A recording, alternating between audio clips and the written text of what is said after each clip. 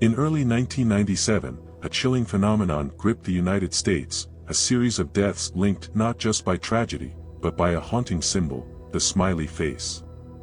During multiple homicide investigations, a strange, spray-painted smiley face would appear near the crime scenes of multiple victims.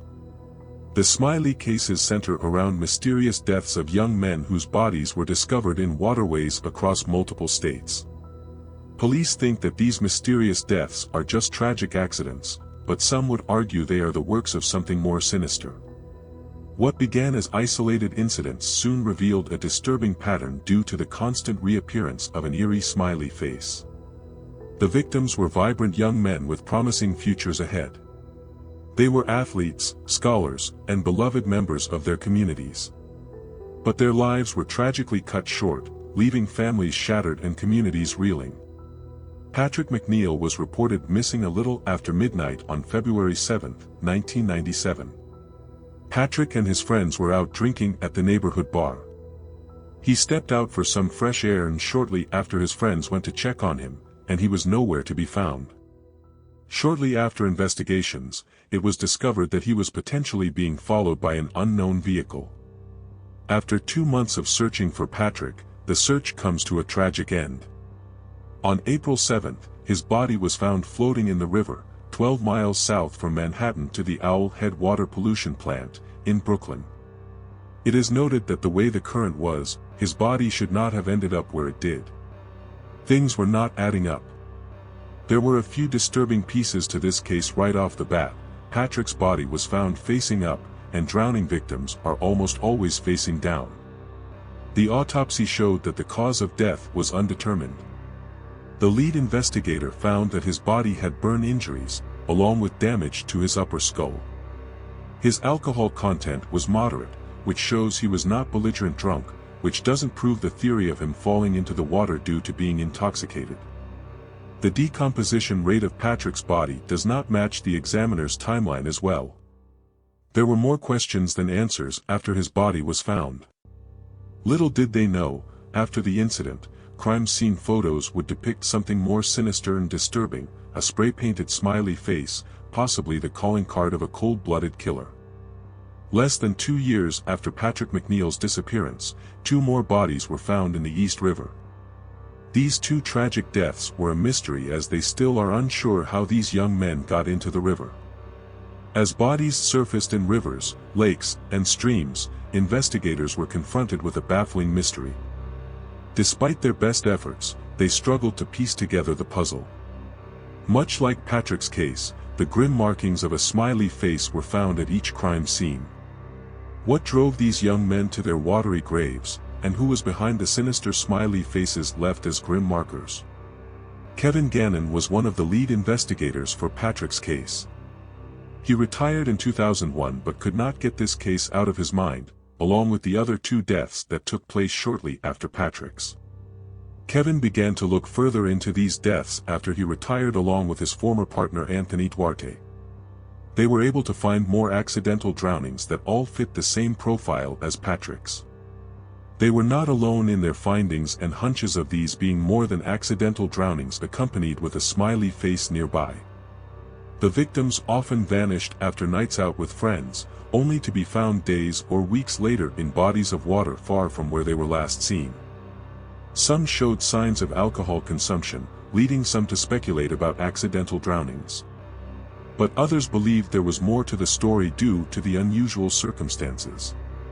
These incidents didn't just happen on the East Coast but stretched out to the Midwest. Law enforcement agencies launched extensive investigations, poring over evidence, conducting interviews, and exploring leads. But the Smiley's case proved to be elusive, with more questions than answers. Was it the work of a single perpetrator, or were copycats capitalizing on fear and hysteria? Across the country, a criminal justice professor named Douglas Lee Gilbertson was also coming to the same findings as Kevin and Anthony. Douglas found interest in these terrible tragedies after a student at the University of Minnesota was found in the river under mysterious circumstances. Chris Jenkins was out partying with his friends on Halloween night in 2002. He left a bar after midnight and was never seen again.